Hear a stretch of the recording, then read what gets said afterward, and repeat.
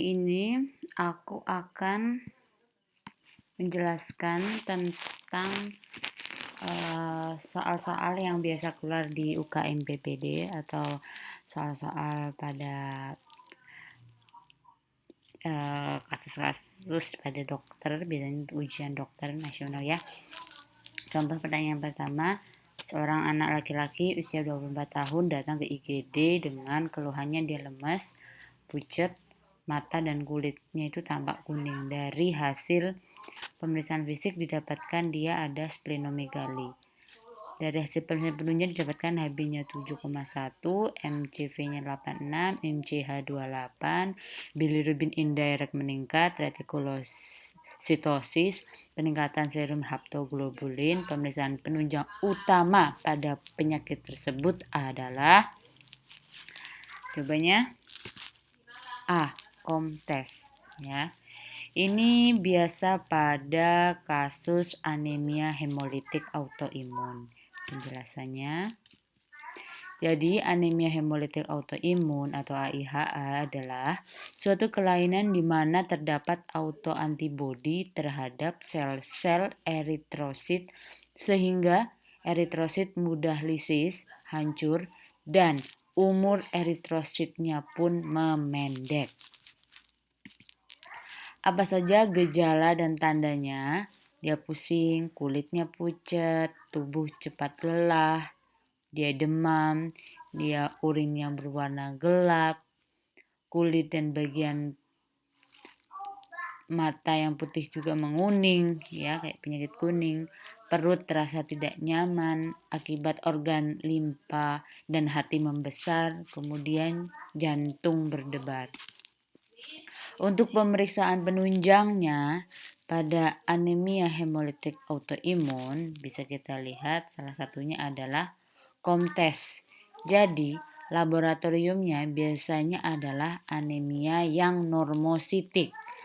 Ada peningkatan bilirubin indirect, retikulositosis, peningkatan LDH, peningkatan serum haptoglobulin. Deteksi autoantibodi pada eritrosit itu adalah direct komtesnya positif. Pasti AIHH itu komtesnya positif. Untuk hapusan darah tepi, tampak fragmentasi dari eritrosit. Ada sferosit, skistosit, helmet cell, dan retikulosit. Selanjutnya soal kedua. Seorang perempuan 25 tahun datang ke dokter umum karena kencingnya berwarna merah tua, disertai mata tampak kuning sejak tadi malam. Pasien merupakan penderita kusta dan baru menjalani pengobatan dari dokter. Saat dilakukan pemeriksaan didapatkan konjungtiva anemis, sklera ikterik. Saat dilakukan pemeriksaan penunjang didapatkan HB 8,7, retikulositosis, bilirubin indirect meningkat. Pada pewarnaan kristal violet tampak Hens bodies. Apakah diagnosis pada pasien ini adalah anemia defisiensi G6PD? Jelasnya, defisiensi enzim G6PD yang diturunkan secara X-linked. Untuk gejala dan tandanya, dia itu adalah hemolisis akut terjadi beberapa jam setelah terpajan oksidan. Dapat diikuti dengan hemoglobinuria serta kolapsnya pembuluh darah perifer jika kasusnya berat. Pemeriksaan penunjangnya, hematokrit turun, bilirubin indirect meningkat, haptoglobulin menurun, retikulositosis, dan pada pewarnaan kristal violet tampak Hens bodies dan bite cell serta ditemukan beberapa sferosit. Hampir sama ya, cuma ini ada Hens bodies dan bite cell. Hal yang mengakibatkan hemolisis, contohnya dia mengkonsumsi obat-obatan seperti ini. Ada asetilinit, nitrofurantoin, primaquine, pamaquine, dapsone, vitamin K, beberapa obat lainnya. Ya, Untuk terapinya suportif saja. Hemolisis biasanya self-limited dan perlu menghindari penyebabnya. Soal ketiga. Seorang pria usia 27 tahun datang ke puskesmas dengan keluhan badan terasa lemah dan mudah mengantuk sejak 2,5 bulan terakhir.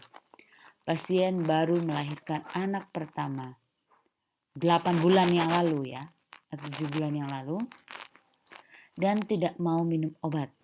Pada pemeriksaan penunjang didapatkan HB-nya 8,4.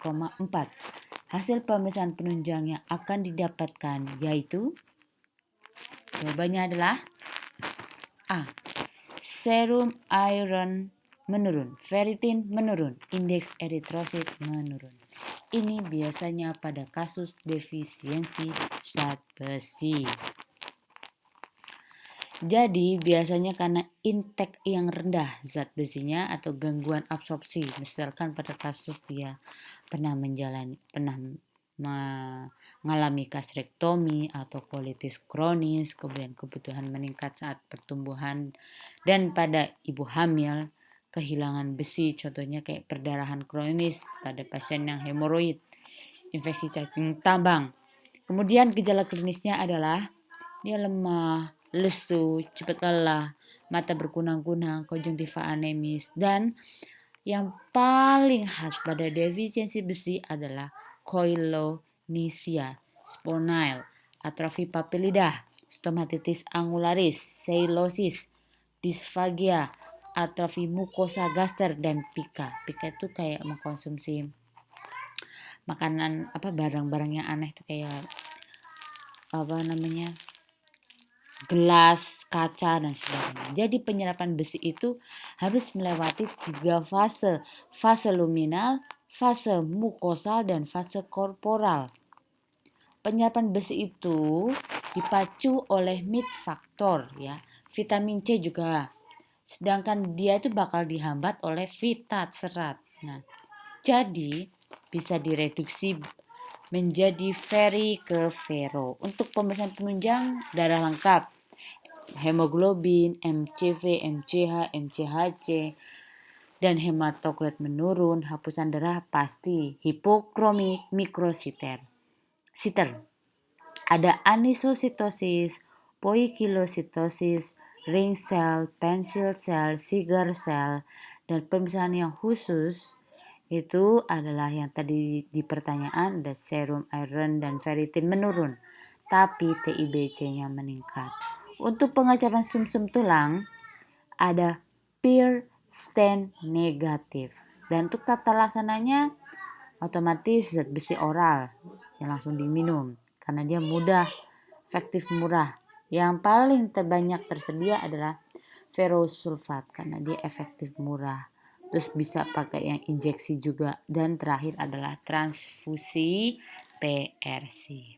Oke, itu aja. Semoga nanti akan ada pertanyaan-pertanyaan selanjutnya yang akan aku cantumkan di YouTube selanjutnya.